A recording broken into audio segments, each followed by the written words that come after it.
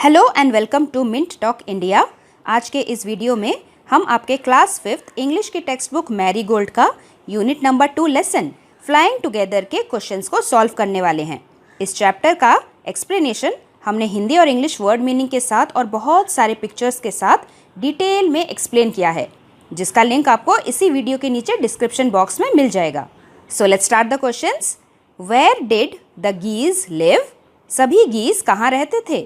Answer: The geese lived in the leafy branches of a tall tree. सभी गीज एक लंबे से पेड़ के पत्ते से भरी हुई शाखाओं पे रहते थे। Question 2. Why did the old bird advise the other birds to destroy the creeper? उस बूढ़े वाइज बर्ड ने बाकी सभी बर्ड्स को क्यों कहा था कि उस उगते हुए क्रीपर को खत्म कर दो, नष्ट कर दो? Answer: The wise old bird advised the other birds to destroy the creeper because it could help a hunter to climb up the tree and kill all of them. Question 3. Why did the geese cry?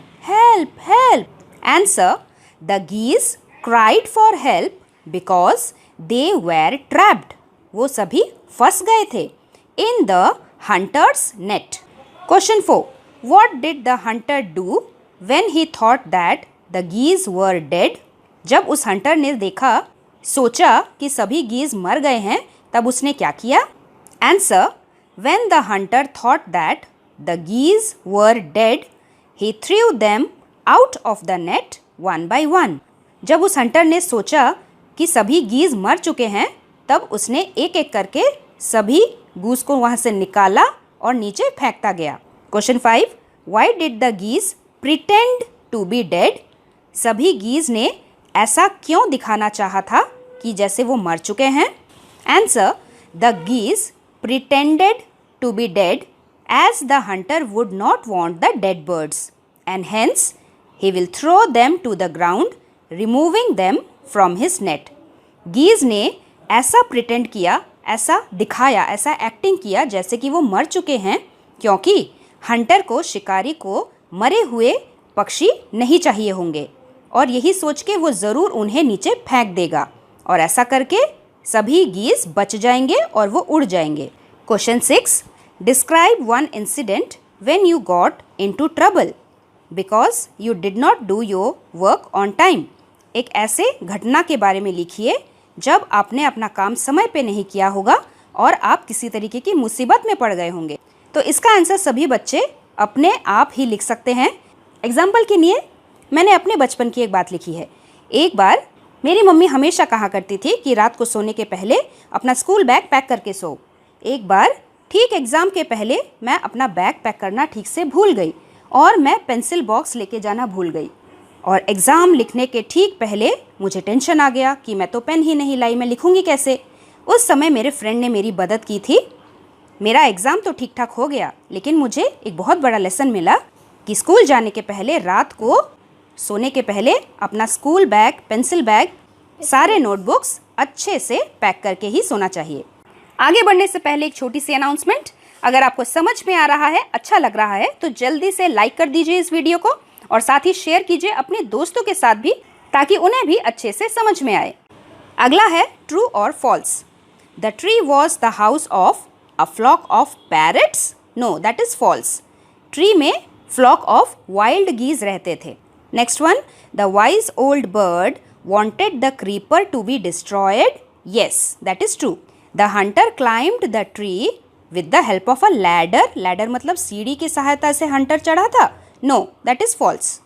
Question 4, when caught in the net, the foolish birds began to weep. सभी foolish birds रोने लगे थे? Yes, that is true. The wise old bird helped them to escape. Wise old bird ने बाकी सभी पक्षियों की मदद की भागने के लिए। Yes, that is true. Now this is another story for your listening ability. आपको सिर्फ स्टोरी को सुन के ही क्वेश्चंस के आंसर देने हैं। जल्दी से पढ़ लेते हैं। The ant and the dove. On his way home, an ant saw a sparkling fountain. एक बार घर जाते समय एक एंट ने एक बहुत ही सुंदर फवारे को देखा। He crawled onto its wall to take a close look.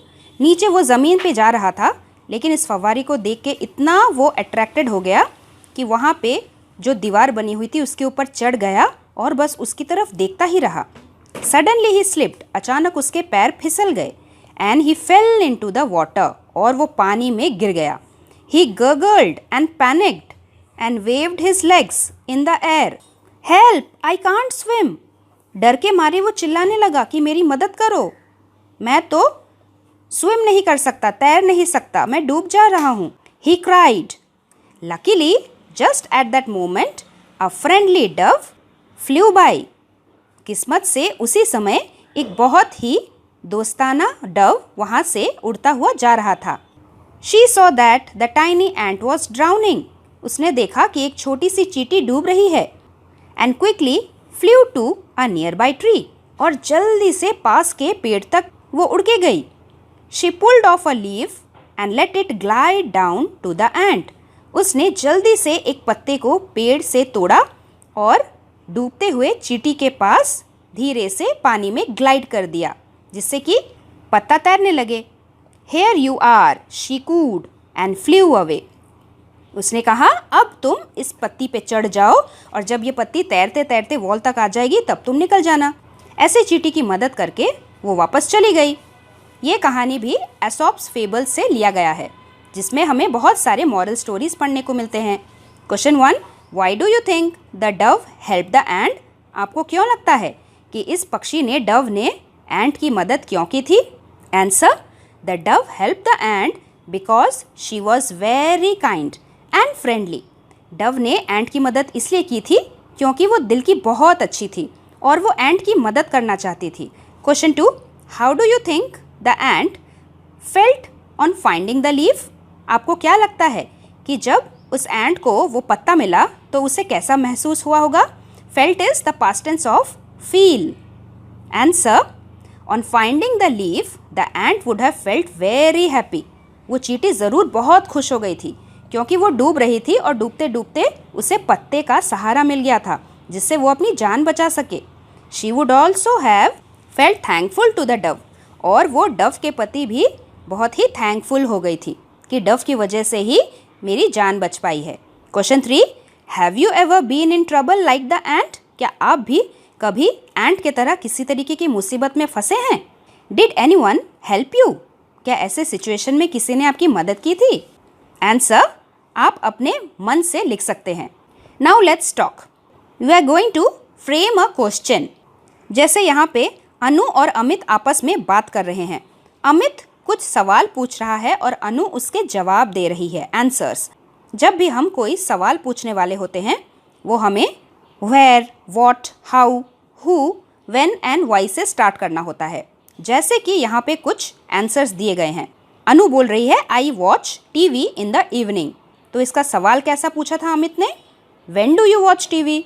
वैसे ही अनु ने एक और सेंटेंस बोला, आई प्ले गेम्स। ये किस क्वेश्चन का आंसर दिया होगा अनु ने? अमित ने पूछा होगा, व्हाट डू यू प्ले? तुम क्या खेलती हो? तभी अनु ने बोला होगा, आई प्ले गेम्स। वैसे ही अनु ने एक और क्वेश्चन का आंसर दिया, आई कलेक्ट स्टैम्प्स। मैं तो स्टैम्प्स कलेक्ट करती हूँ। तो सोचिए अमित ने क्या पूछा होगा कि तुम क्या कलेक्ट करती हो? क्या को इंग्लिश में बोलते हैं व्हाट। क्वेश्चन कैसा बनेगा? What do you collect? Anu ने एक और सेंटेंस बोला, I play in the ground. मैं तो ग्राउंड में खेलती हूँ। तो इस आंसर का सवाल कैसा बनेगा कि तुम कहाँ खेलती हो? Where do you play? Anu ने लास्ट एक और सेंटेंस बोला था, on Sunday I go shopping. Sunday को मैं शॉपिंग जाती हूँ। तो इसका सवाल कैसे बन सकता है? शॉपिंग तुम कब जाती हो? When do you go for shopping? मैं संडे को शॉपिंग जाती हूँ। इसका एक और क्वेश्चन बन सकता है कि संडे को तुम कहाँ जाती हो? संडे को तुम क्या करती हो? What do you do on Sunday? On Sunday I go to shopping, जिसका आंसर होगा। क्वेश्चन फ्रेम करने का एक रूल है। फर्स्ट रूल ये है कि the first word will always start with a WH word. WH यानी कि WHO, who, WHEN, when, WHY, why, which, where, what, whose, whom और हाउ। जब भी हम कोई क्वेश्चन बना रहे होते हैं तो इन ही वर्ड से हमें अपना क्वेश्चन स्टार्ट करना होता है। और सेकंड वर्ड जो होगा वो हमेशा एक हेल्पिंग वर्ब होगा। हेल्पिंग वर्ब कौन होते हैं? जैसे am, are, be, been, being, can, has. कुछ एग्जाम्पल्स देख लें। हु से एक क्वेश्चन बनाते हैं और इन्हीं में से लेके सेकेंड वर्ड बनाते हैं। Who need to go out, who are you, who can do this. देखा, आसान है ना? तो चलिए अब अपने बारे में कुछ आंसर बताइए। What is your name? Your name is so and so. आप अपना नाम लिखेंगे। What language do you speak? आप कौन कौन सी भाषाएं बोलते हैं? I speak these many languages. How old are you? I am dash years old. Which is your favourite food? My favourite food is this one. Where did you go yesterday? Yesterday I went to dash. Which country do you belong to? I belong to India. When do you go to sleep? I go to sleep at the time. Why do you drink milk? I drink milk to become strong and healthy. उसके बाद तीसरा सवाल, in group of 5 discuss. What would you do if you were caught in the following situation?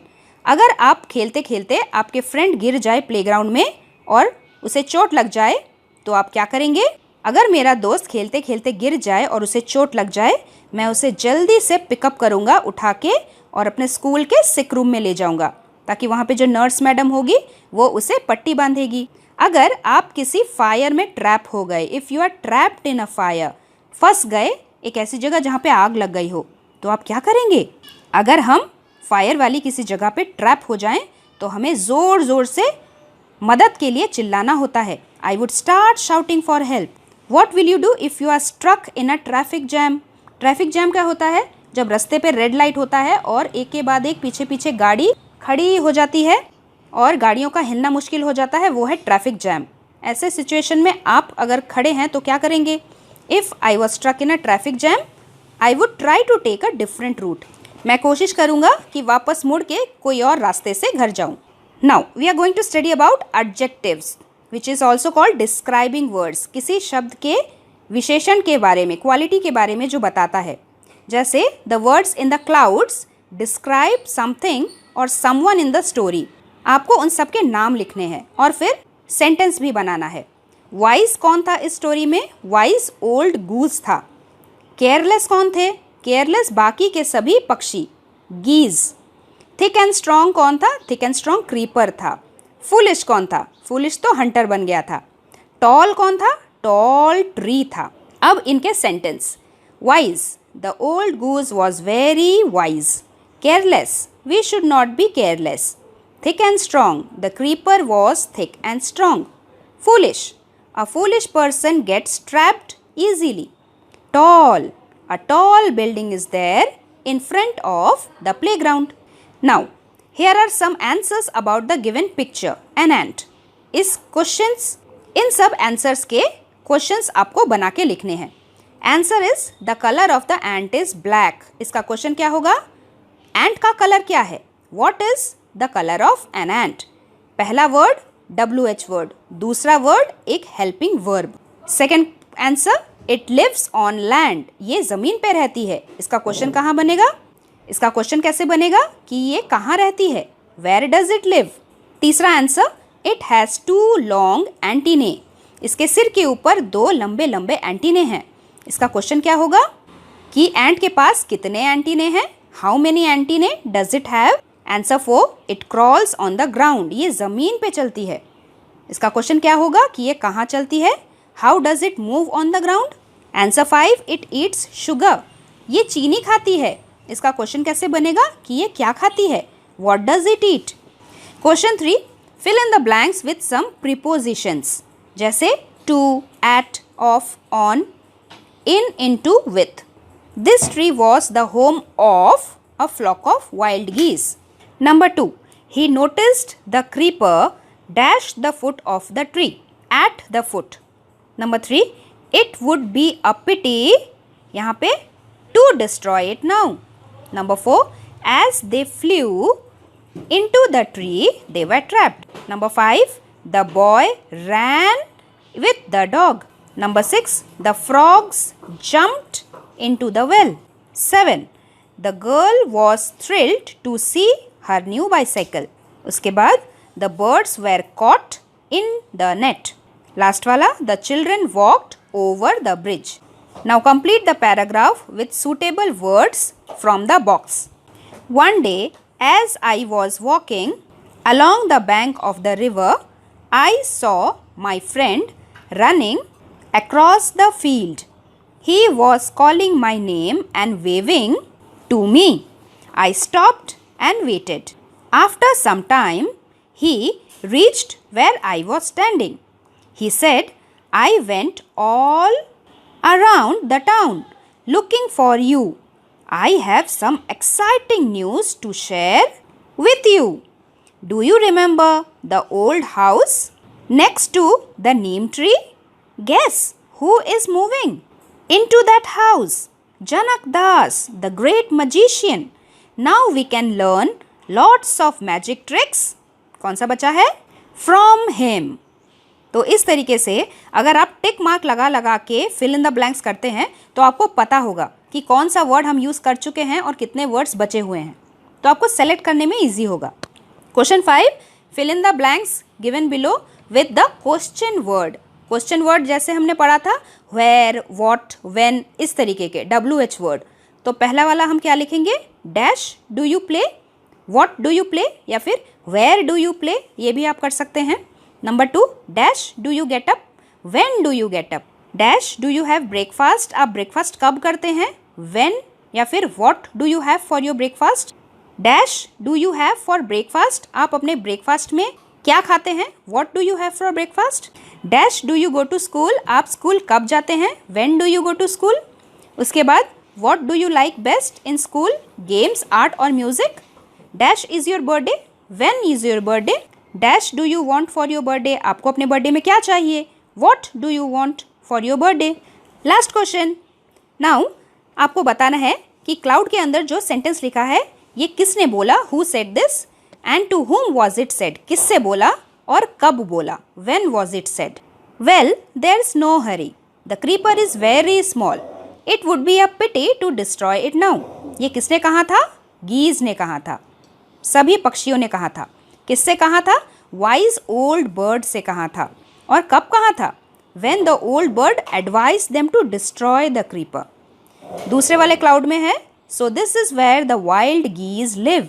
ये किसने कहा था? Hunter ने. किससे कहा था? अपने आप से ही. He muttered to himself. कब कहा था?